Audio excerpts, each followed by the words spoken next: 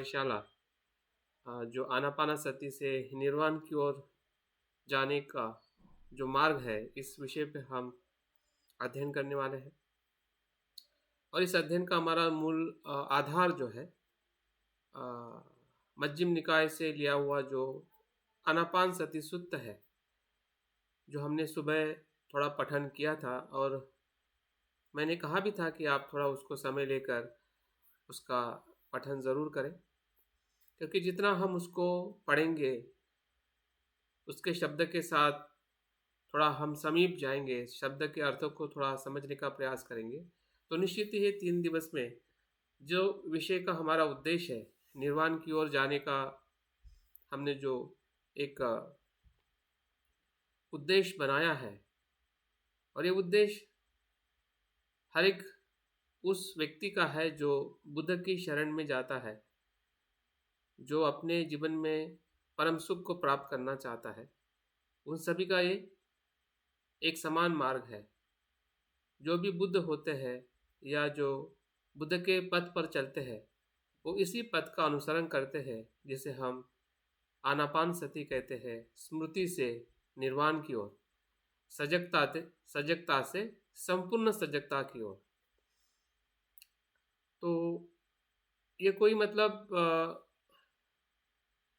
ऐसा मार्ग नहीं है कि जिस मार्ग की व्याख्या की गई नहीं है, या उसका वर्णन हमें नहीं मिलता है, या हमें उसका आविष्कार करना पड़ेगा। बुद्ध ने उसको हमें आविष्कार करके दिया है, लेकिन हम भी अपने जीवन में स्वयं भी उसका आविष्कार करना अत्यंत ज़रूरी है। जब तक हम स्वयं उसका आविष्कार नहीं करते, स्वयं हम उसका अवलोकन नहीं करते, तब तक सही अर्थ में वो मार्ग, वो पथ हमारे लिए निर्माण ही नहीं होता है। और इसीलिए मुझे लगता है कि ये जो हमारा 3 दिवसीय कार्यशाला जो है, इसी बात के इर्द गिर्द हमें प्रयास करना है कि आनापानासती के जो अलग अलग जो पहलू जो है, जिस पहलू की बात या जिस सूत्र की बात बुद्ध ने इस आनापानसती सूत्र में कही है, वो सही में हमारे जीवन में कितनी महत्व की है और किस प्रकार से उसका हमें अनुसरण करना है। और हमने देखा है कि जब हम इस कोर्स में ज्वाइन किए थे, तो कुछ बातें मैं आपको लिखकर भेजा था कि हमारे इस कोर्स का उद्देश्य क्या है, किस उद्देश्य के लिए हम इस कोर्स को डिज़ाइन किए हैं। क्योंकि कोई भी कार्य करने के पहले, या हमें अगर किसी जगह से दूसरी जगह पर जाना है, तो पहले हम एक प्रकार से एक प्रारूप बनाते हैं कि मुझे क्यों जाना है, कैसे जाना है, और मुझे वहाँ पे जाके क्या चीज़ों का या किसका मुझे आनंद लेना है। वैसे इस कोर्स का डिज़ाइन करते समय हमने 3 मुख्य बातें जो है या विशेषता को हमने ध्यान में रखते हुए इस कोर्स को आपके लिए, हम सबके लिए डिज़ाइन किया है। जो बुद्ध से आए हुए जो शिक्षा है, जिस शिक्षाओं का इस सूत्र में बहुत ही बखूबी से और बहुत ही अद्भुत जो आनापानसती का जो महत्व जो है, इस सूत्र में बुद्ध ने आ, हमें बताया है। तो उनका बताने का जो उद्देश्य क्या है, और उस उद्देश्य के साथ हम कैसे आगे बढ़े, ये हमारे स्वयं का अवलोकन है। अगर हम स्वयं से अवलोकन करते हैं, स्वयं हम अध्ययन करते हैं, तो बुद्ध के उस उद्देश्य को समझ सकते हैं कि बुद्ध इस सूत्र के माध्यम से हमें कितना गहरा अनुभव जो निर्वाण की तरफ ले जा सकता है, या जीवन के विमुक्ति की तरफ ले जा सकता है। तो बुद्ध के एक एक वचनों में निर्वाण का सुख है। बुद्ध की कोई भी शिक्षा अगर हम कैसे भी उठाते हैं, तो बुद्ध के हर एक शब्दों में या बुद्ध के हर एक वचनों में बुद्धत्व का अनुभव है। लेकिन उस अनुभव को समझने के लिए, जानने के लिए हमें स्वयं प्रयास करने की ज़रूरत है। और हम सही में ये 3 दिवस जो हमने सुबह का ध्यान की शुरुआत से हमने किया है, आज कुछ बातें मैं करने वाला हूँ। और सुबह भी हम फिर से मिलेंगे, दोपहर में भी मिलेंगे, और शाम को, रात को फिर से मिलेंगे। तो शनिवार रविवार हम 2 दिन 3 समय में मिलने वाले हैं। जिस समय का हम सदुपयोग करते हुए इस सूत्र के जो अलग अलग जो पहलू है, अलग अलग उसका जो वर्णन है, उसका अभ्यास करते हुए हम ध्यान साधना या ध्यान का सराव करने वाले हैं। तो उद्देश्य की तरफ अगर हम जाते हैं तो मैं फिर से एक बार दोहराना चाहूँगा, ताकि आप इस कोर्स के साथ जुड़ते समय एक हमारा जो निर्देश है, किस निर्देश से हमें इस कोर्स को आगे ले जाना है। तो पहला जो उद्देश्य जो है, जो आज हम थोड़ा उसके बारे में जानने वाले हैं कि आनापानसति सूत्र का वैज्ञानिक अध्ययन करना, ये हमारे इस कोर्स का उद्देश्य है, जिस उद्देश्य को आज हम देखने वाले हैं। दूसरा जो उद्देश्य जो है वो है आनापानसति के द्वारा विपश्यना, जो 4 स्मृति पठान है और सप्त बोधांग का हमें सराव करना है, जिसका कुछ सराव हम आज सुबह हमने किया है। हमारे आनापानसति के माध्यम से हमने अपने कायानुपश्यना का थोड़ा हमने अनुभव लिया है। आज फिर से हम आज के रात्रि के सत्र में थोड़ा हम और चिंतन करने वाले हैं, चिंतन का ध्यान करने वाले हैं। और सुबह फिर से हम उसी विपश्यना के जो वेदानुपश्यना है, चित्तानुपश्यना है, धम्मानुपश्यना है, उसका भी हम अध्ययन करने वाले हैं। तो एकंदरित इस सूत्र में जो बातें बताई गई है, उन्हीं बातों का हमने अध्ययन करते हुए उस दिशा के तरफ जाना है, जो दिशा हमें विमुक्ति की तरफ ले जाती है। और तीसरा और महत्वपूर्ण उद्देश्य है कि हम इस ध्यान के माध्यम से या इस सूत्र के माध्यम से हम अपनी जो स्व आसक्ति जो है, कहाँ कहाँ पे आसक्ति है, जो जिस आसक्ति के कारण हम दुखी है, भयभीत है, इस संसार में हम बार बार आते रहते हैं, तो ऐसी स्व आसक्ति से हम कैसे विमुक्त हो सकते हैं, या होने का जो अनुभव जो है वो प्रत्यक्ष हम ध्यान के माध्यम से इस कोर्स के द्वारा, इस कार्यशाला के माध्यम से हम करने वाले हैं। तो एक प्रकार से हमें सुनना है जो बातें बुद्ध ने इस सूत्र में कही है। दूसरी बात, सुनकर हमें उसका अध्ययन और चिंतन करना है। और तीसरी जो बात जो है, ध्यान के माध्यम से उसका हमें प्रत्यक्ष अनुभव करना है, मतलब हमारे स्वयं के चित्त का रूपांतरण करना। तो तीनों स्तर पर हमें इस कोर्स के माध्यम से हम प्रयास करने वाले हैं। तो आज के इसमें हम आनापानसति का वैज्ञानिक पहलू क्या है। अभी जब विज्ञान की जब बात आती है तो अक्सर हम विज्ञान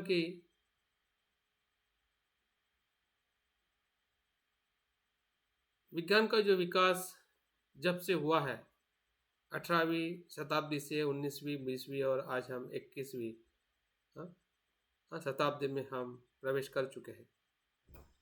तो जब हम विज्ञान के साथ में जब आनापानसति को हम देखते हैं, सर इसकी पीपीटी मिल जाएगी ना? हाँ जी, तो कोई नोट नहीं करेंगे हम। हाँ, ध्यान से सुनिए।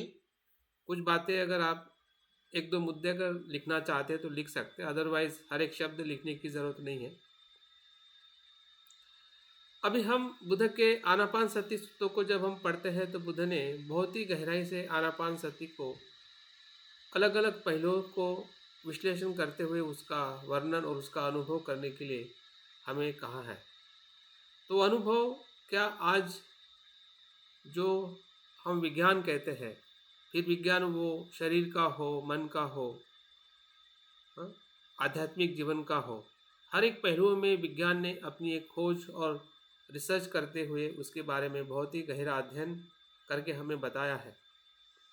तो उस अध्ययन को हमें इसलिए थोड़ा समझने की ज़रूरत है, ताकि आनापानसति या जो हम श्वास पर ध्यान करते हैं या श्वास का आलंबन लेके हम ध्यान को करते हैं, वो कितना महत्वपूर्ण है। क्योंकि जब तक हम उसको उस दृष्टि से देखते नहीं हैं, जो दृष्टि जिसे हम सम्यक दृष्टि कहते हैं। सम्यक दृष्टि का मतलब यही है कि उस विषय के जो विभिन्न पहलू है, उस विभिन्न पहलुओं को हमें समझना, ताकि उस विषय के साथ हमारी जो एकरूपता जो है या उसका जो मूल्य जो है हमारे जीवन में समझ में आए। अगर उस मूल्य को अगर हम कंपेरेटिव देखते हैं कि बुद्ध ने आनापानसति सूत्र के माध्यम से शरीर, वेदना, मन और मन के भीतर आने वाले जो धर्म है, इन चारों स्तर पर उसका विश्लेषण करके, उसका अध्ययन करके, उसके अनुभव को उन्होंने वर्णन किया है कि किस प्रकार से शरीर की अवस्था होती है, किस प्रकार से शरीर के भीतर श्वास के माध्यम से हम उसको अनुभव कर सकते हैं, वेदना किस प्रकार से उत्पन्न होती है, वेदना को कैसे हम अनुभव कर सकते हैं। चित्त, मन के बारे में जब हम देखते हैं तो चित्त क्या है, चित्त का स्वभाव क्या है, उसके बारे में भी सांस को देखते देखते बुद्ध ने चित्त की भी खोज की है।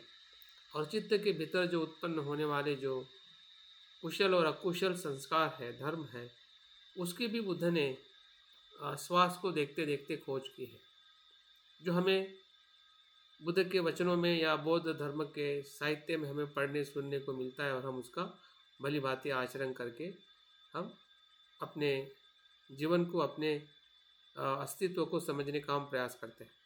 लेकिन जब हम विज्ञान की बात करते हैं, जिस विज्ञान में हमने कुछ अभ्यास किया है या जिस विज्ञान से हम अपने शरीर को और उस शरीर में जो श्वास का जो तत्व जो है या श्वास की जो प्रक्रिया है, उसको हम कैसे समझ रहे हैं, या आज का विज्ञान क्या वो वही बात कर रहा है जो बुद्ध ने बात 2500 साल पहले की है। जब मैं इन दो बातों को देखता हूं तो उसका सारांश ये है कि बुद्ध ने जो बातें की है वही बात आज का विज्ञान कर रहा है। लेकिन इसमें फर्क इतना ही है कि बुद्ध ने जो सांस को देखते देखते पूरे शरीर को और पूरे मन के भीतर जो कुछ भी अस्तित्व है उसको देखा है, वो देखने के लिए बुद्ध के पास में ऐसा कोई साधन नहीं था जिसे हम लेबोरेटरी कह सकते हैं या माइक्रोस्कोप कह सकते हैं, टेलीस्कोप कह सकते हैं, या कोई भी प्रकार का जो साधन है, जो साधन आज वैज्ञानिक जगत में जब भी किसी भी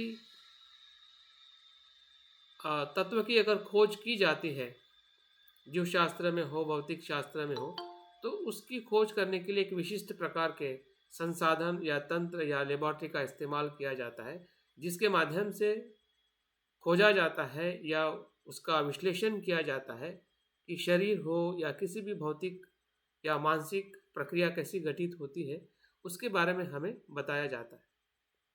तो आज अगर हम श्वास के बारे में देखें, जो श्वास हम आनापानसति में एक ध्यान के आलंबन के माध्यम से देखते हैं, वो कितना हमारे शरीर के लिए महत्वपूर्ण है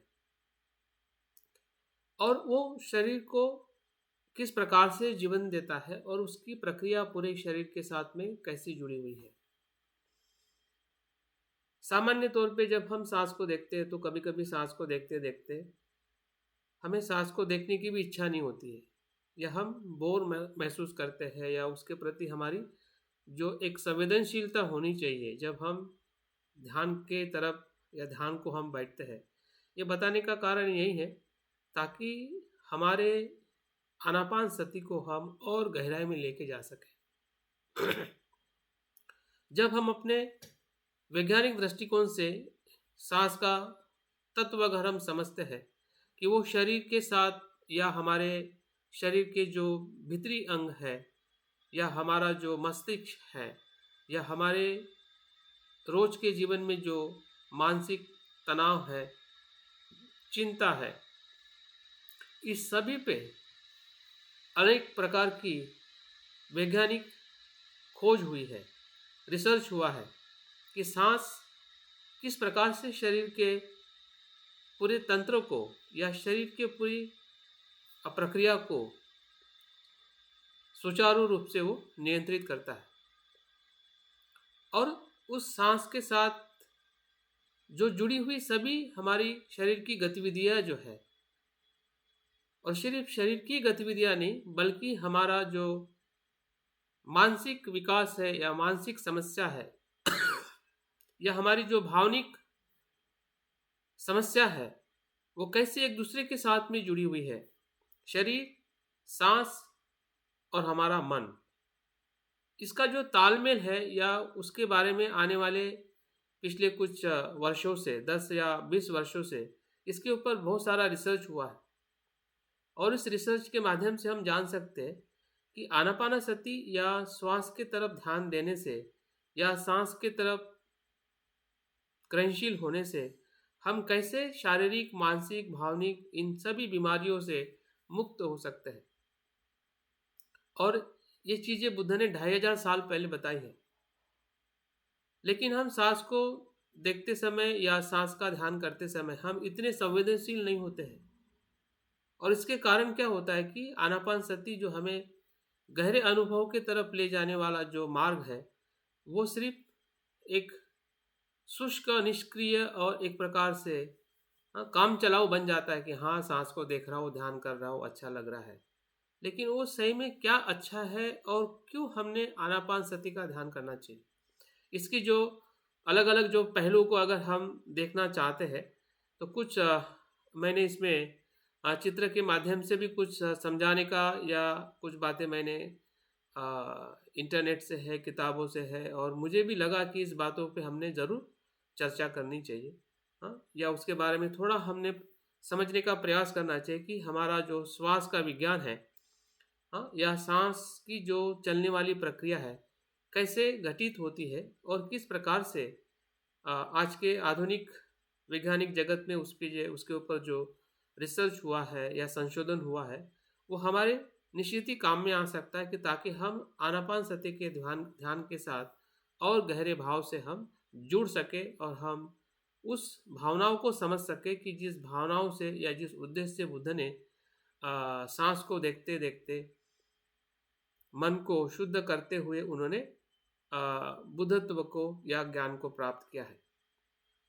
ऐसा कहा जाता है कि सांस जो है कि हमारी जो तनाव है या मनोवैज्ञानिक या शारीरिक जो अवस्थाएं जो है उन सभी अंगों को वो सुधार सकता है। हाँ, ऐसी टेक्निक है, ऐसी वो प्रक्रिया है। ये मैं कह रहा हूँ ऐसा नहीं, बल्कि इसके ऊपर बहुत सारे रिसर्च हुए हैं, इसके ऊपर बहुत सारे संशोधन हुए कि सांस को देखने से किस प्रकार से मन की शांति है, मन का तनाव जो है मुक्त हो सकता है। हाँ, इन चीज़ों को आज पूरे वैज्ञानिक जगत में उसको पूरी तरह से स्वीकार किया गया है। इसके ऊपर बहुत सारी नई शोध भी चल रही है या हो चुकी है कि श्वास जिस प्रकार से लय से सीधे गंध, स्मृति और भावनाओं में भी शामिल होता है। जो हमारा मस्तिष्क का जो नेटवर्क है या मस्तिष्क के साथ में जुड़ी हुई हमारी तंत्रिकाएं जो है उसको भी प्रभावित करता है। आप देखिए कि सिर्फ सांस हमारे मन को ही शांत करता है ऐसा नहीं, लेकिन हमारा जो श्वास जो है, हमारा जो मस्तिष्क जो है, उसकी जो तंत्रिकाएं है, नर्व सिस्टम जो है, उसको भी वो प्रभावित करता है।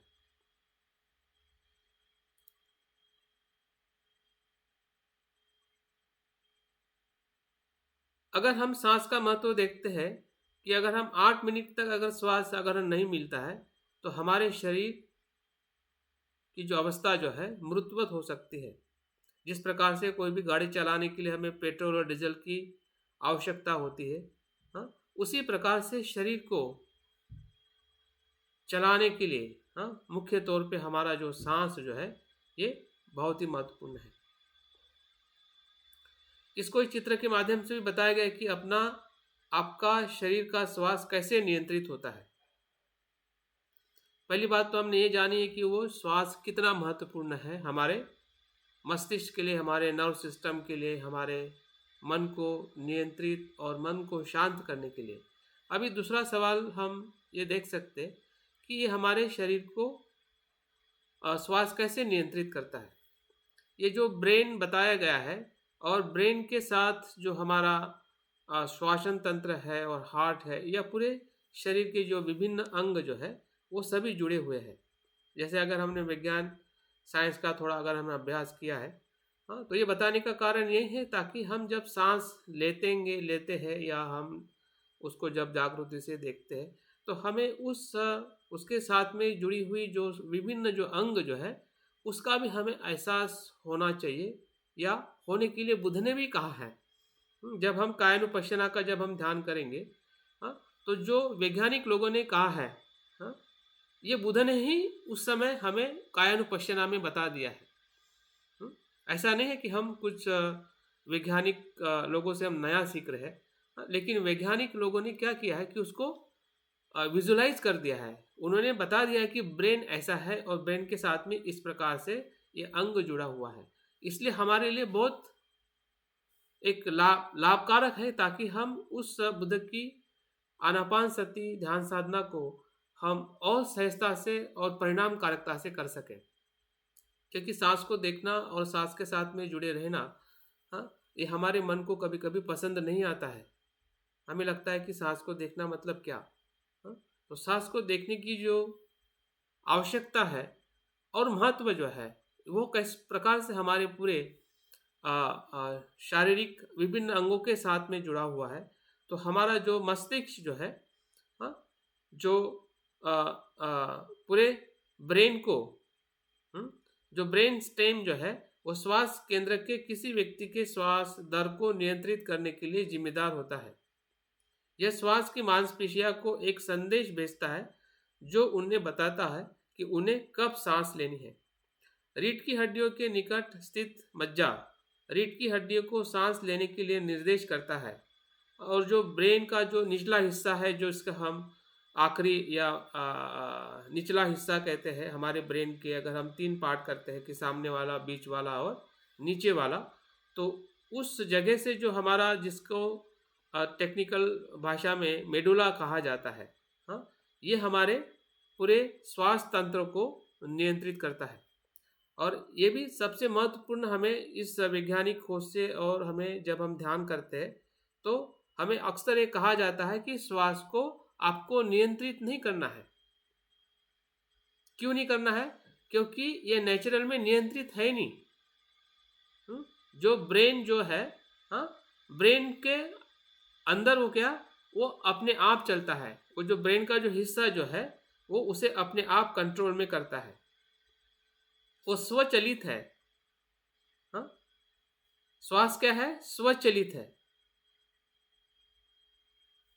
श्वास जो है स्वचलित प्रक्रिया है, उसे कोई मन या विचार या कोई भावना नियंत्रित नहीं करती है। हाँ? तो श्वास का स्वचलित चलना, हाँ, ये शारीरिक नैसर्गिक प्रक्रिया है। और उसी प्रक्रिया को जब हम ध्यान के माध्यम से जब हम देखते हैं या देखेंगे तो निश्चित ही उसके हमें बहुत सारे लाभ जो है हमारे ध्यान के अनुभव में हमें मिल सकते हैं। इतना ही नहीं, आगे इस पे बहुत सारी खोजें हुई है। अगर एक उदाहरण के तौर पे मैंने एक जानकारी आपके लिए दी हुई है कि नॉर्थ वेस्ट यूनिवर्सिटी के शोधार्थों को द्वारा किए गए एक अध्ययन के अनुसार सांस की लय, मतलब सांस की जो गति जो है, वो हमारे गंध, स्मृति और भावनाओं से जुड़ी मस्तिष्क के क्षेत्र के नेटवर्क में विद्युत गतिविधि को समन्वित करती है और उनको कामकाज को बढ़ा सकती है। आप देखिए कि जो भी हमारी जो सेंसेशन जो है या स्मृति जो है, वो सांस के साथ में आपके पूरे मस्तिष्क में, वो उसको प्रभावित करती है, नियंत्रित करती है। और इसलिए अगर हम आनापान सती का, सती शब्द का जब हम अर्थ देखते हैं तो उसको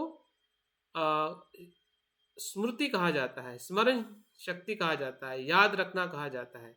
तो याद रखना, स्मृति होना, सजग होना, जिस प्रकार से उसके सती शब्द को बताया जा रहा है, तो ये उसी का ही अर्थ है कि जिस अर्थ को वैज्ञानिक लोगों ने उसका अध्ययन करके या उसके ऊपर रिसर्च करके उसकी खोज की है कि किस प्रकार से सांस का जो प्रभाव जो है, या सांस के माध्यम से किस प्रकार से हमारे सभी सिक्स सेंस है, या शरीर के जो 5 इंद्रिय है, या इंद्रिय के साथ में जो भी घटने वाली जो घटनाएं जो है, किस प्रकार से हमारी स्मृति में आती है, ताकि हम अपनी स्मृति के साथ में रह सकते हैं और स्मृति का विकास कर सकते हैं।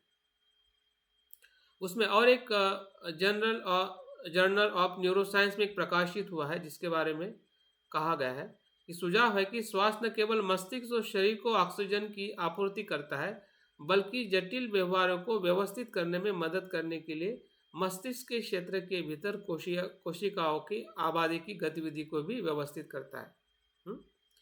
कभी कभी हमें लगता है कि सांस सिर्फ शरीर को या मस्तिष्क को ऑक्सीजन देता है। हम सबको पता है, जब हम सांस लेते हैं तो हम ऑक्सीजन लेते हैं, कार्बन डाइऑक्साइड छोड़ते हैं। ये तो उसका सामान्य कार्य है, लेकिन आगे उस संशोधन में कहा गया है कि वो उस पेशियों को नियंत्रित भी करता है। तो हम देखते हैं कि जब हम सांस की स्मृति रखते हैं, इसका मतलब सिर्फ सांसें देखने का वो मतलब नहीं है। उस सांस के साथ में जुड़ी हुई जो भी प्रक्रिया जो घटित हो रही है, उसको भी देखना, उसको भी समझना। अगर वैज्ञानिक जानकारी हमारे पास में नहीं है, तो शायद मतलब शरीर को उस प्रकार से हम नहीं देख पाएंगे, जबकि बुद्ध ने उस प्रकार से देखने को कहा है। अगर हम बुद्ध के कायानुपश्यना का जब हम ध्यान करेंगे, तो बुद्ध ने हर एक बात को बहुत ही बेवकूफ़ी से और बहुत ही खूबी से और सूक्ष्मता से हमें कायानुपश्यना का अभ्यास करके उसके प्रति हमारी सजगता और सजगता का जो हमें लाभ मिलने वाला है, या उसका जो हमें परिणाम मिलने वाला है, वो निर्वाण की तरफ जाने वाला परिणाम है। ये जो वैज्ञानिक जो खोज जो है, ये सिर्फ सांसारिक लाभ देने के लिए है।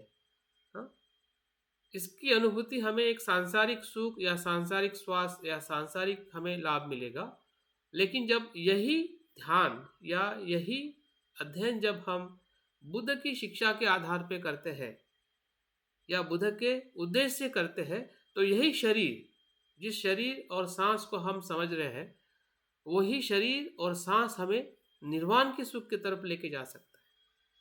यही इसमें सबसे महत्वपूर्ण फर्क है। अन्यथा जो विज्ञान ने जो आज खोजा हुआ है, वही बुद्ध ने भी शरीर और मन के बारे में सूक्ष्मता से विश्लेषण किया है।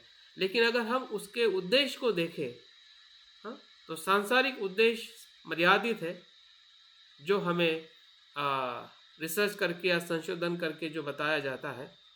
लेकिन इसी ही संशोधन को जब हम आनापान सति के माध्यम से जब हम देखते हैं या अनुभव करेंगे, तो ये अनुभव हमें निर्वाण की तरफ ले जा सकता है। यही इसमें सबसे बड़ा हमें लाभ है, और इस लाभ को हमने लेने के लिए थोड़ा हमने जो वैज्ञानिक जो इसकी जो आधारशिला है या कुछ बातें हमने ज़रूर उसके बारे में समझना चाहिए।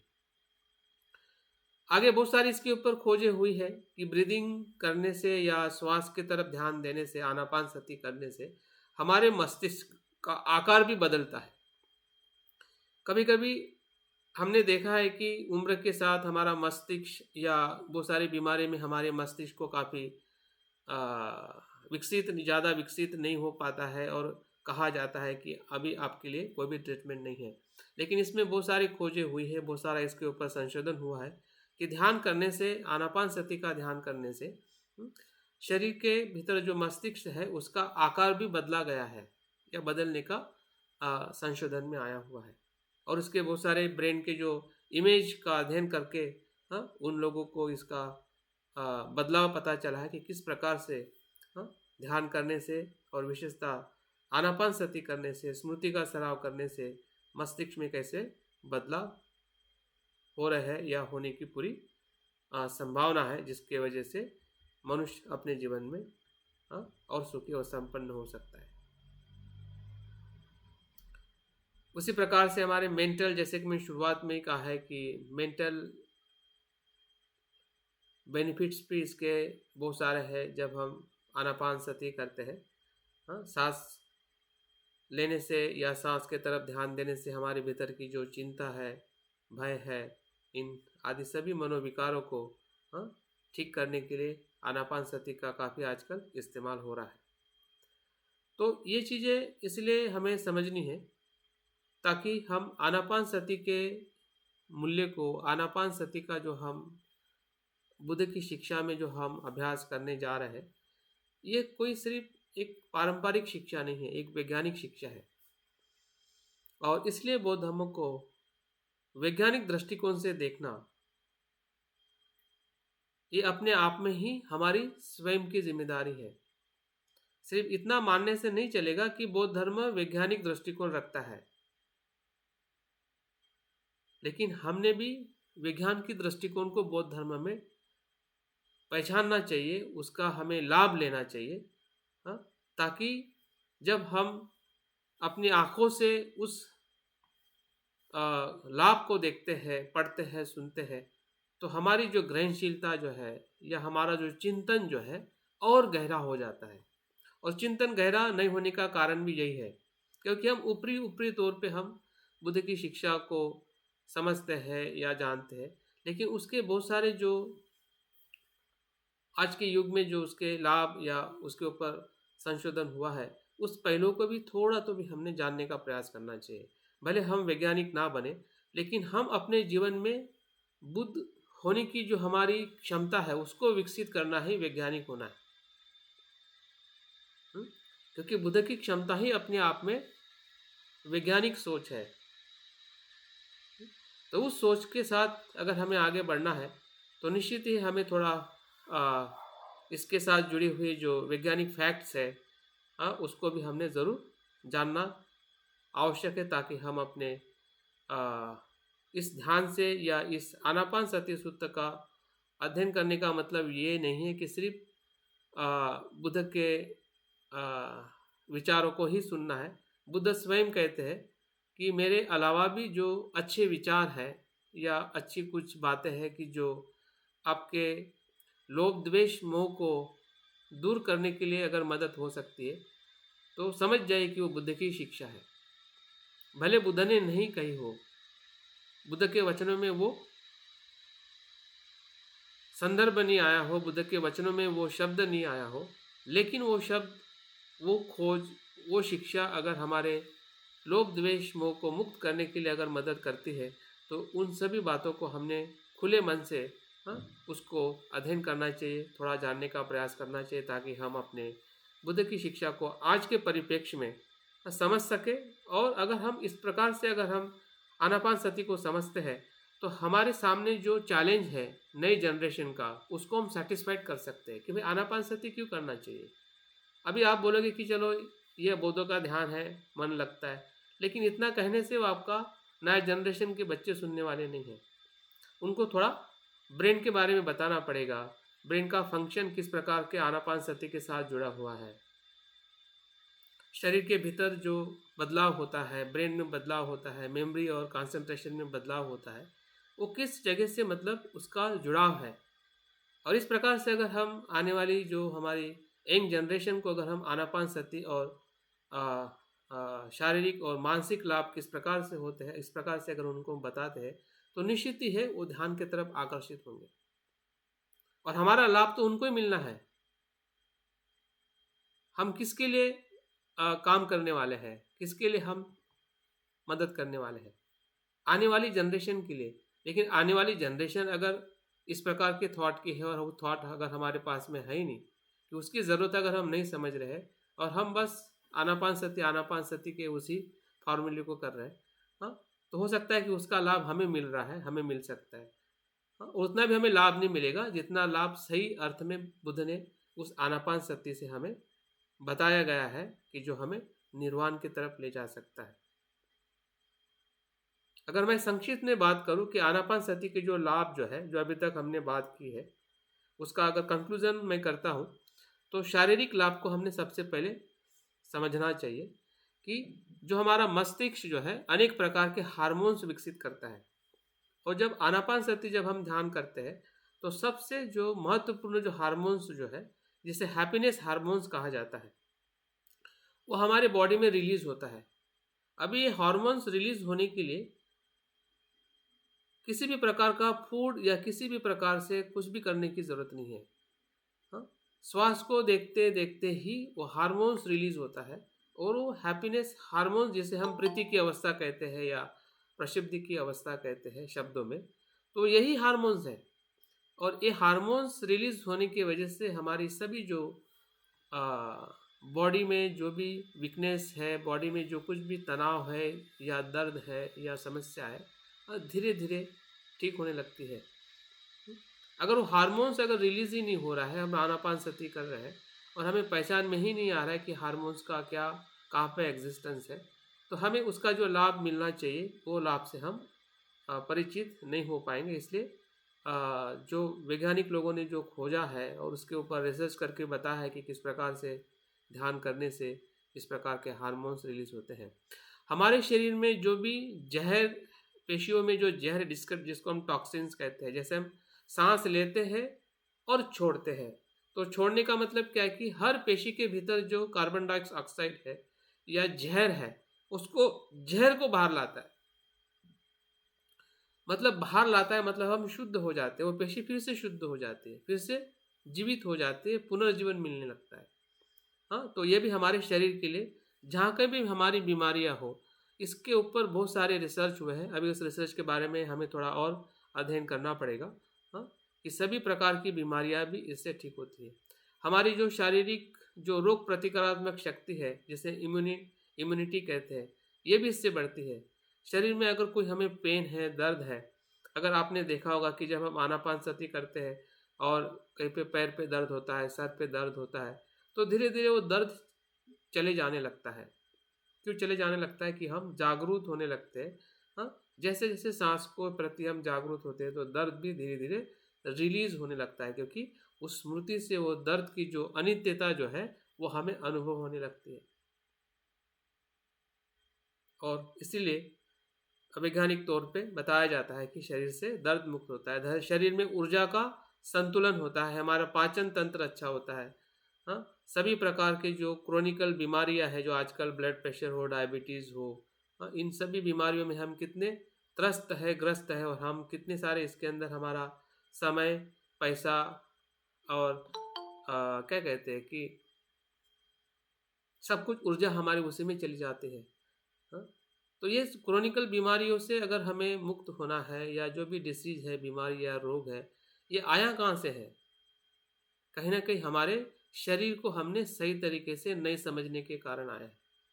वो सही तरीके से क्यों नहीं समझ पा रहे? क्योंकि हमारी आनापान सती उस गहरे अर्थ को समझ नहीं पा रही है, जिस प्रकार से बुद्ध ने आनापान सती के साथ कायानुपश्यना का हमें ध्यान बताया है। अगर हम मानसिक और भावनिक और आध्यात्मिक लाभ की हम बात करते हैं, तो तनाव है, चिंता है, भय से मुक्त होते हैं। द्वेष है, ईर्ष्या है, नकारात्मकता, सभी भावनाओं को हम शुद्ध करते हैं। सभी प्रकार के क्लेश, तृष्णा और अज्ञान का नाश और विमुक्ति के परम सुख का अनुभव होता है, जो बुद्ध ने स्वयं के अपने जीवन में उसका लाभ लिया है। इसका कोई प्रमाण क्या है? तो प्रमाण बुद्ध है। प्रमाण क्या है? तो प्रमाण बुद्ध के लाखों शिष्य है। आज आप भी और हमारे भी जो सीनियर जो लोग ध्यान करते हैं, आनापान सती करते हैं, आप भी आनापान सती करते हैं, तो ये प्रमाण है कि हम धीरे धीरे हमारी इच्छाओं को, तृष्णाओं को, भय को हम किस प्रकार से नियंत्रित कर रहे हैं, या उससे हम मुक्त हो रहे हैं। लेकिन उसको और गहरे अर्थ से करेंगे, उसको अगर हम और गहरे अर्थ से करेंगे तो निश्चित है उसका लाभ जो है हमें और ज़्यादा मिलेगा।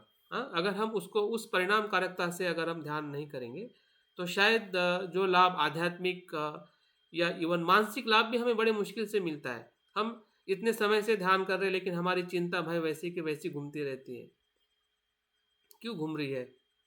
हाँ, जबकि हम आनापान सती कर रहे हैं। इसका मतलब यह है कि हमें समझ में नहीं आ रहा है। क्लियर नहीं आती है। बाकी लोगों को क्लियर नहीं आ रही आवाज़?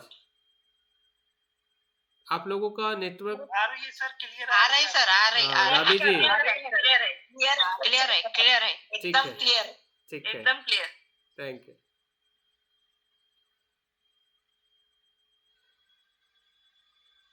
तो आनापान सती के बहुत सारे लाभ हैं। अगर उस लाभ के बारे में अगर हम आगे देखते हैं, हाँ, तो बुद्ध के समय की अगर हम सुत्त की बात करते हैं कि आनापान सती सुत्त बुद्ध ने कब और किसको और सुत्त में क्या कहा है।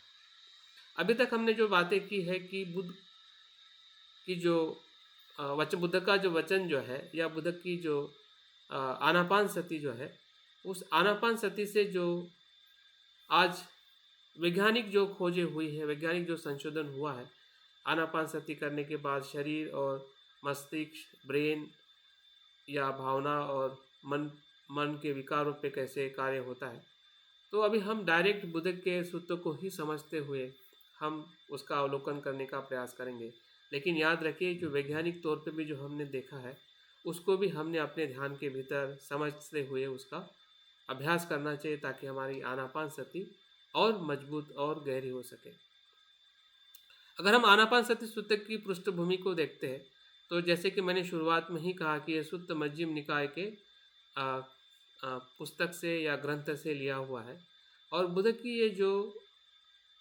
बुद्ध का ये संवाद जो है श्रावस्ती में, पुब्बाराम विहार में, जब सभी श्रेष्ठ भिक्षुओं का भिक्षु संघ वहाँ पे विराजमान था, विहार कर रहा था, जिसमें महामोग्गल्यान, सारिपुत्र, अनिरुद्ध और आनंद जैसे जो महादिक और श्रेष्ठ विद्वान जो भिक्षु इस विहार में रहते थे।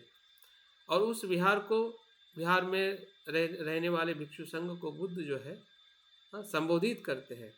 और उस संबोधन में जो आनापान सती सूत्र का या आनापान सती ध्यान का जो व्याख्यान करते हैं या उसके लाभ के बारे में बात करते हैं, तो 3 बातों से वो शुरुआत करते हैं कि आनापान सती की भावना करने पर 4 स्मृति प्रस्थान को परिपूर्ण करता है। बुद्ध का श्रावक या बुद्ध का शिष्य, हम उसमें अभी आ गए हैं क्योंकि हम भी उसी पथ पर चल रहे हैं। तो आनापान सती की भावना करने पर 4 स्मृति प्रस्थान को परिपूर्ण करता है। ये पहला तत्व है। आगे बुद्ध और उसके बारे में कहते हैं कि 4 स्मृति प्रस्थान की भावना करने पर सप्त बोधांग को परिपूर्ण करता है। और तीसरा जो और आगे बुद्ध बात करते हैं कि सप्त बोधांग की विद्या मतलब अनुभव विमुक्ति को परिपूर्ण करता है। ये विमुक्ति ही निर्वाण है। जो हमने इस कार्यशाला का जो टाइटल रखा है, शीर्षक रखा है कि आनापान सती से निर्वाण की ओर या विमुक्ति की ओर, इसी का संदर्भ है कि बुद्ध ने इसी सूत्र में कायानुपश्यना, वेदनानुपश्यना, चित्तानुपश्यना, धर्मानुपश्यना, जिसे हम 4 स्मृति प्रस्थान कहते हैं, आनापान सती करते करते उसको कैसे अनुभव करना है और उसके साथ साथ में सप्त बोधांग का भी कैसा उसका विकास करना है, इसका वर्णन बहुखूबी से बहुत ही सूक्ष्म और बेहतरीन तरीके से बुद्ध ने भिक्षु संघ को बताया है। तो आज हम भिक्षु संघ के रूप में हम सभी उपासक हैं, उपासिका है, मित्र है, कि जो हम बुद्ध की शिक्षा को सुनकर हम उस मार्ग का अनुसरण करने वाले हैं। देखते हैं कि ये सूत्र जो है वो आगे हमें किस प्रकार से मार्गदर्शन करता है। तो उस मार्गदर्शन की तरफ जाने के लिए हम कुछ शब्दों का अर्थ जानने का प्रयास करेंगे, जिस इसी सूत्र से आया हुआ है। अगर हम आनापाना सती कहते हैं तो आनापाना तो हमने समझ लिया है कि आनापाना मतलब हमारा आता जाता श्वास, जिसे हम ब्रीदिंग कहते हैं। लेकिन इस आनापाना के साथ में और एक शब्द जुड़ा हुआ है जिसे हम सती कहते हैं। तो सती के अर्थ को, कार्य को और भूमिका को समझना बहुत जरूरी है। अगर हम 3 बातों को समझते हैं कि उसका अर्थ क्या है और उसका कार्य क्या है और उसकी भूमिका पूरे बौद्ध आचरण में या बौद्ध मार्ग में कहाँ कहाँ पे उसका वर्णन आता है, तो हमें पता चलेगा कि सती कितनी महत्वपूर्ण है। अगर अर्थ के तौर पे देखते हैं तो हमें सभी को पता है जिसका अर्थ स्मृति और याद रखना होता है, और अंग्रेजी भाषा में उसको माइंडफुलनेस भी कहते हैं, जिसका अर्थ अपने वर्तमान के अनुभव के प्रति सजग और सतर्क होना। बहुत ही सीधी और सरल इसकी परिभाषा है कि वर्तमान में अपने प्रति मतलब हमारे शरीर, विचार और भावनाओं के प्रति और हमारे जो आसपास घटित होने वाली घटनाओं के प्रति सजग होना, सतर्क होना, जागरूक होना, यही माइंडफुलनेस है, यही स्मृति है। और इस स्मृति के बारे में बनते संरक्षित जी बहुत ही महत्वपूर्ण उसका वर्णन करते हैं, उसके कार्य के बारे में वर्णन करते हैं। हाँ, स्मृति का कार्य क्या है? जैसे सजीव मानवों को नैतिकतापूर्ण बर्ताव करने की क्षमता प्रदान करना, यह स्मृति का कार्य है। स्मृति क्या करती है कि मनुष्य को नैतिक जीवन जीने के लिए कार्यक्षम बनाती है। जैसे जैसे हम शरीर को या सांस को देखते हुए शरीर को देखते हैं, तो हमारा जो नैतिक जीवन जो है, शुद्ध जीवन जो है, वो अधिक विकसित होता है। हम अधिक कुशल होते हैं, अधिक शुद्ध होते हैं, और शुद्धता होते होते होते होते हम निर्वाण में प्रवेश करते हैं। यही इसका सबसे बड़ा कार्य है। और इसलिए बुद्ध भी कहते हैं कि स्मृति ही निर्वाण की प्रहरी है। वो हमेशा निर्वाण तक वो विकसित होती रहती है।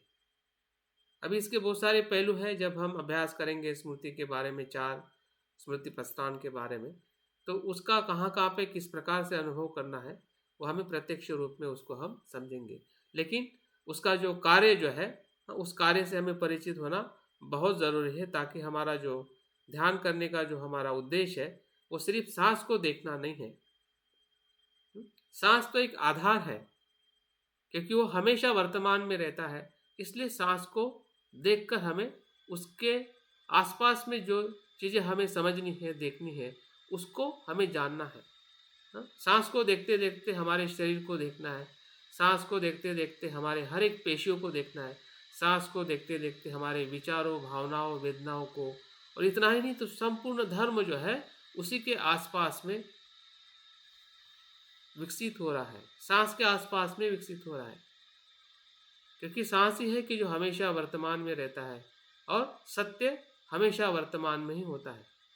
जैसे हम निर्वाण कहते हैं, सुख कहते हैं, वो सुख और निर्वाण वर्तमान का अनुभव है।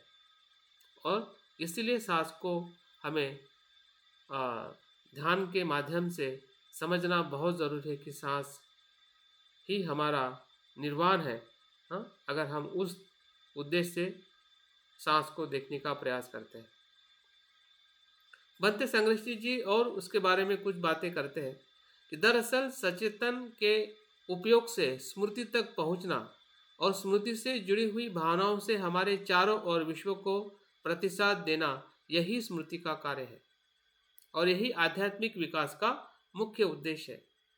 हाँ, स्मृति क्या करती है कि आपको हमारे विचार और भावनाओं को प्रतिसाद देना सिखाती है, प्रतिक्रिया नहीं। जहाँ पे हम स्मृतिमान नहीं होते हैं, वहीं पे हमारी प्रतिक्रिया निर्माण होती है, और वही प्रतिक्रिया वेदना से तृष्णा की तरफ ले जाती है। फिर वो शरीर की वेदना हो, मन की वेदना हो,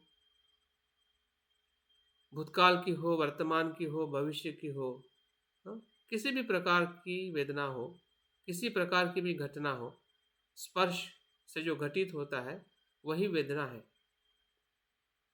और उसको प्रतिक्रिया देना मतलब अजागृति है। और जागृति क्या है? प्रतिसाद देना, उसके प्रति ग्रहणशील होना, उसके प्रति सकारात्मक होना, उसके प्रति ओपन या खुला रहना, उसको स्वीकार करना,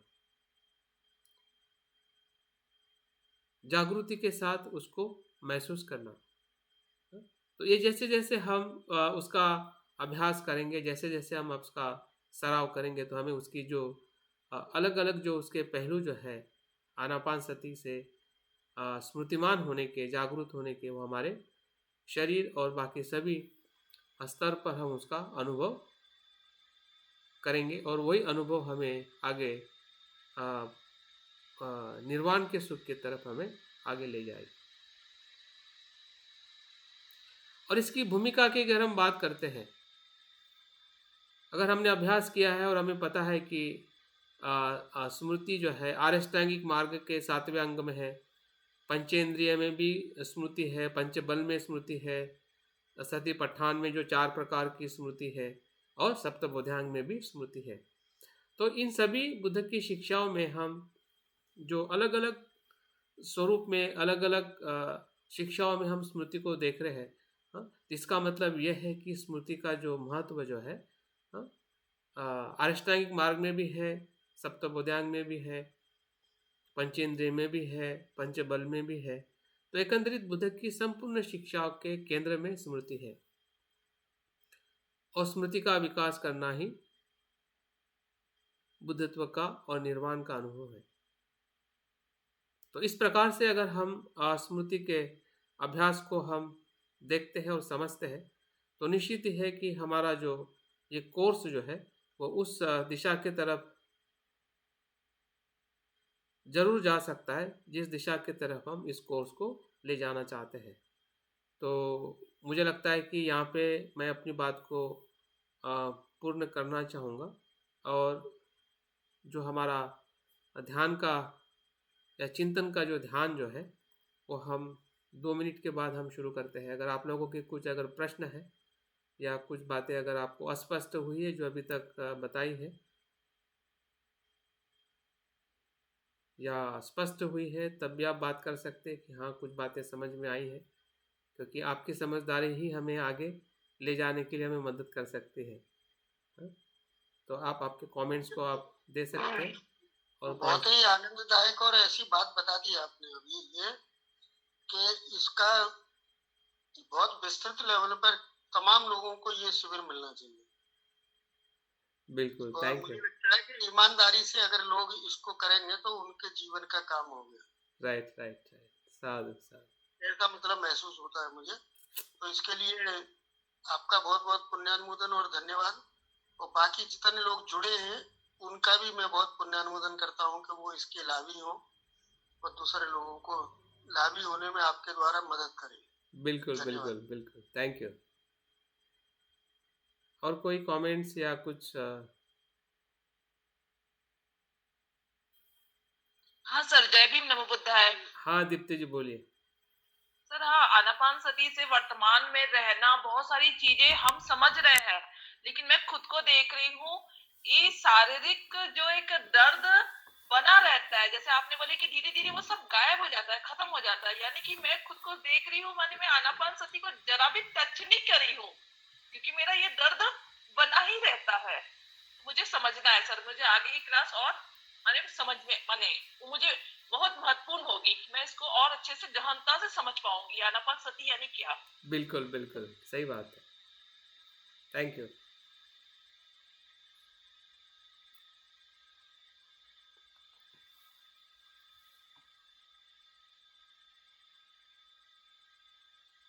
हाँ सर। हाँ और कोई?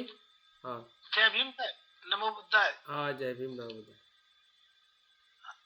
मैं पीएस भारती बोल रहा हूँ सर। हाँ हाँ बोलिए बोलिए भारती जी। बहुत सर स्पष्टता के साथ मुझे बताया है। अब मैं भी सर इन चीजों में के आनापान सती इन्हीं 4 उससे करना चाहिए।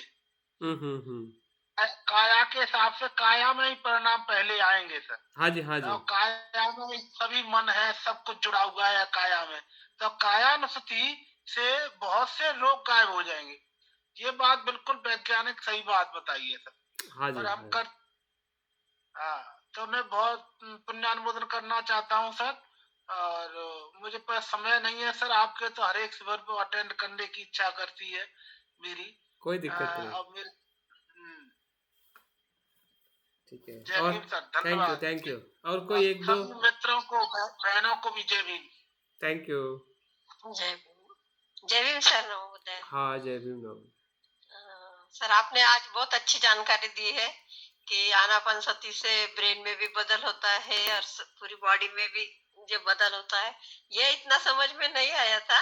कि हम करते हैं ध्यान हमेशा, लेकिन ये आज नया सुनने को मिला है। अच्छा लगा कि अभी इसके ये जानकारी मिली है, तो इसको भी देखेंगे ना अभी आगे कि हाँ बिल्कुल बिल्कुल, इसके ऊपर भी अपन समझो चिंतन कर सकते हैं और देख सकते हैं पौधा की बॉडी को। हाँ जी, हाँ जी, हाँ जी। हाँ, हाँ। हाँ, पद्मजा जी बोलिए। और जय भीम। हाँ, जय नमो भीम। बुद्धाय। हाँ। अ, मैं कोरोना के पीरियड में या पहले से आपका जो 10 दिन का पहला शिविर अटेंड करी थी ऑनलाइन सर। पहले ध्यान करती थी मगर इतना ध्यान से ध्यान नहीं करती थी, मगर जब पहला शिविर आपका किया तब से रेगुलर हर रोज अर्ली मॉर्निंग 1 घंटा आनापानसती करती हूँ सर। तो मेरा खुद का अनुभव है, मेरे शरीर में बहुत दर्द था। आपने भी सुना होगा, मैं पहले बताती थी बहुत मुझे वात है, मुझे ये है वो है, एसिडिटी की तकलीफ थी। अभी तो मुझे एसिडिटी की तकलीफ भी चली गई और फिर मेरा 1 घंटा बैठो 1.5 घंटा बैठती मैं कभी कभी, तो भी मुझे किधर भी दर्द नहीं होता सर। ये मेरा खुद का गुड, गुड, एक्सपीरियंस गुड, अनुभव गुड, गुड। बहुत बढ़िया है सर मेरे लिए। थैंक यू, आप थैंक यू बोल वेरी रहे हैं मच। अभी तो मैं उसमें बैठ रही सर, बिल्कुल अभी जो बता रहे हैं तो बिल्कुल सही है। तो बहुत थैंक यू सर आपका, क्योंकि आपकी वजह से मैं हर रोज रेगुलर 1-1 घंटा बैठती, कैसा भी करके उठ के बैठती हूँ। मैं ध्यान डुबाती नहीं कभी भी। हाँ, हाँ। बहुत बार कभी किधर गई तो गांव गई तो एक आध बार हो जाता है, मगर फिर वैसा हुआ तो दिन में 1-2 बार बैठ के मैं वो कमी भर के निकालने की कोशिश करती हूँ सर। गुड, तो आपका बहुत पुण्यानुमोदन सर, थैंक यू। क्योंकि पहले शिविर में मुझे बहुत एक्सपीरियंस अच्छा आया था, तब से रेगुलर हो गई सर मैं थैंक यू ध्यान के पद्मजा लिए। जी।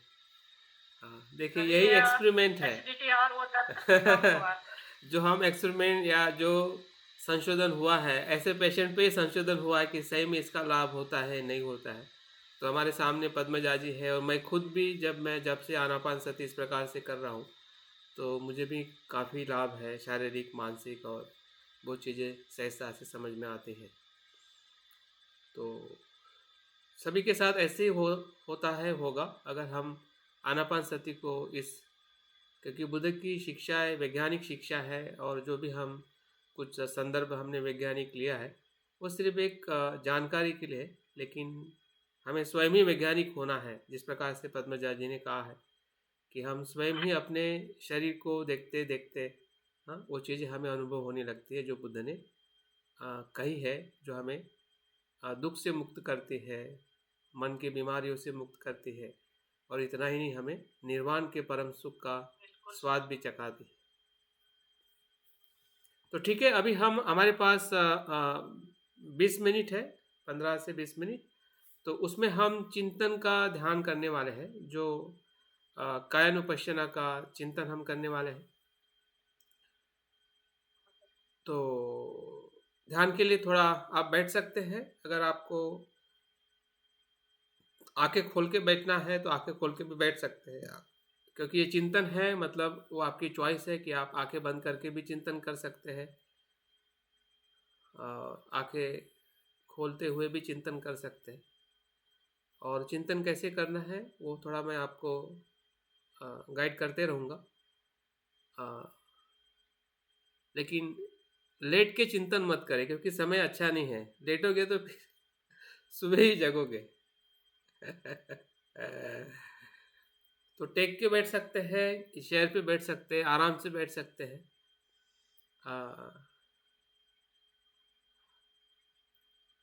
देख लीजिए कि आप आराम से बैठे हैं।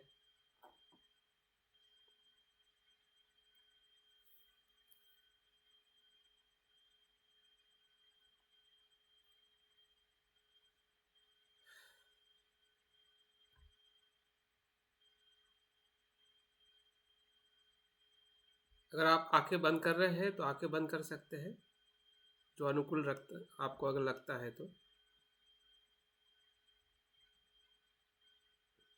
और धीरे धीरे चिंतन करने के पूर्व थोड़ा अवलोकन कर लीजिए कि हम कहाँ पे और कैसे बैठे हैं।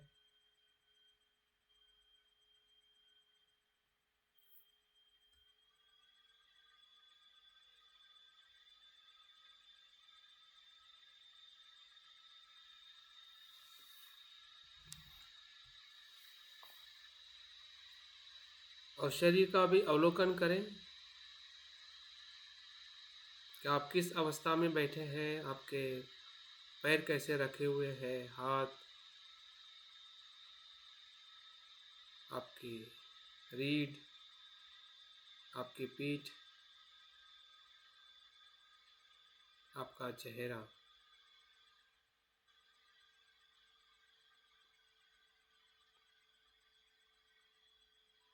और पूरी सजगता से देखें कि मैं बैठा हूँ, और उसी की सजगता बनाए रखें।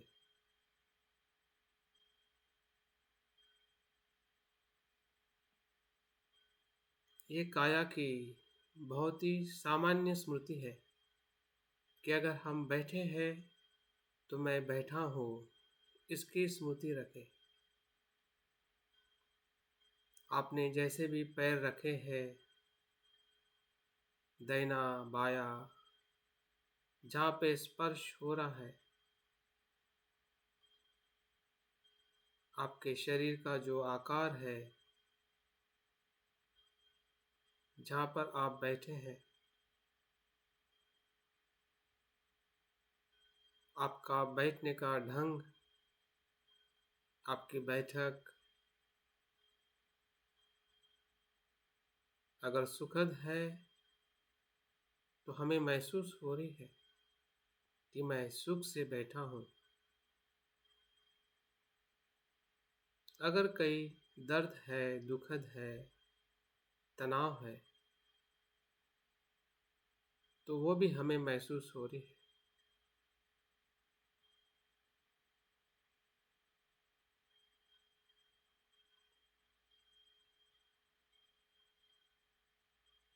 बुद्ध ने काया पश्चना को शरीर के 4 हिस्सों में बताया है,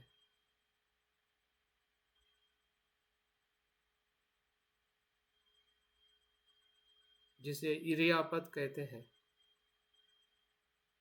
शरीर की बैठते हुए जागृति, शरीर की खड़े रहते हुए जागृति, शरीर की चलते हुए जागृति, शरीर की लेटे हुए जागृति। अभी हमारा शरीर बैठा हुआ है,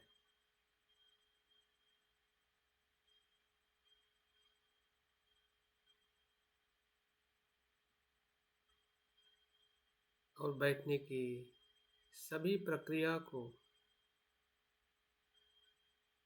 भली भांति हम सजगता से, जागृति से अनुभव कर रहे हैं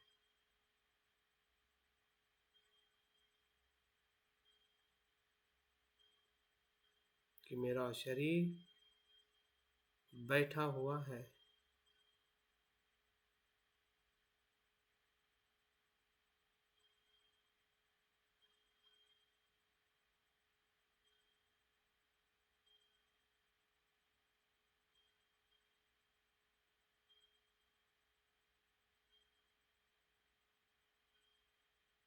सुख से बैठा है, सुखासन में।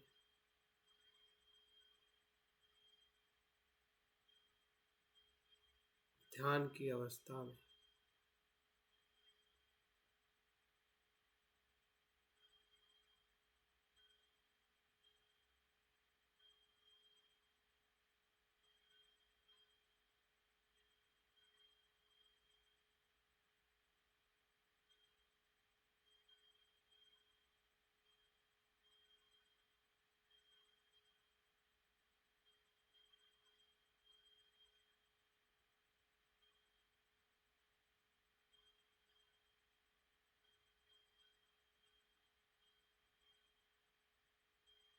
देखिए, जो दिखने वाला हमारा ठोस और जो हमारा आकार है,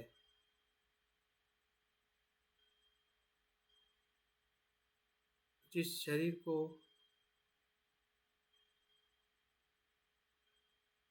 हमने बचपन से देखा है,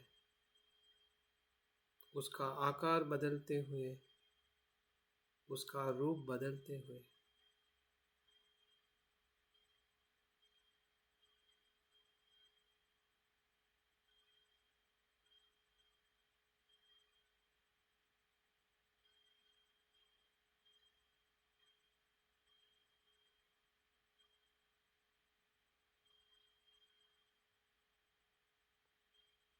धीरे धीरे हम अपने भूतकाल में जा रहे हैं और देख रहे हैं कि हमारा शरीर निरंतर बदलते आया है।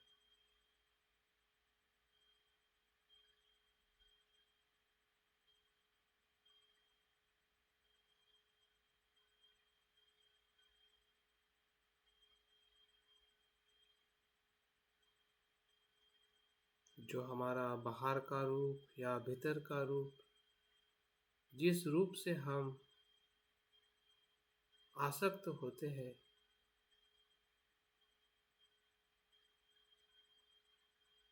हमारे शरीर के इंद्रिय विषयों में आसक्त होते हैं,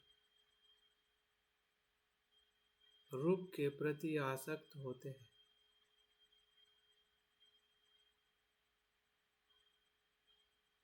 यही रूप निरंतर बदलता आया है।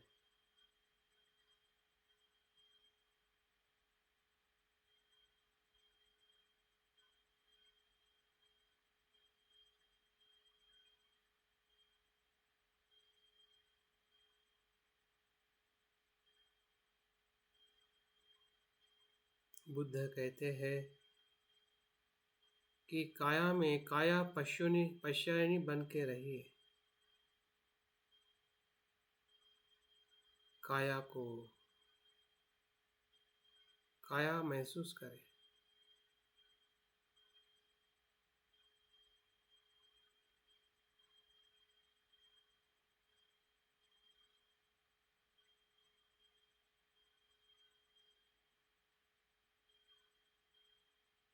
धीरे धीरे हम और पीछे जा रहे हैं, जब हमारा माँ के गर्भ से जन्म हुआ था, जब हमारा रूप, हमारी काया बहुत छोटी थी।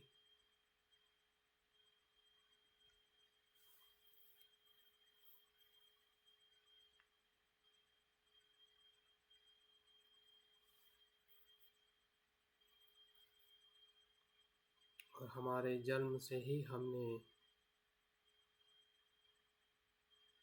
सबसे पहला कर्म सांस लेना,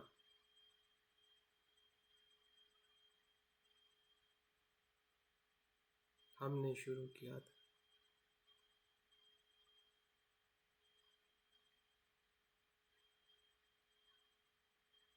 शरीर में सांस का भीतर आना और बाहर जाना, यही हमारे जन्म के बाद जीवित होने का प्रमाण है।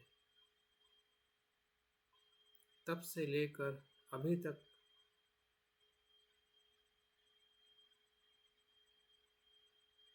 निरंतर क्षण प्रति क्षण हम सांस लेते आ रहे हैं और छोड़ते आ रहे हैं।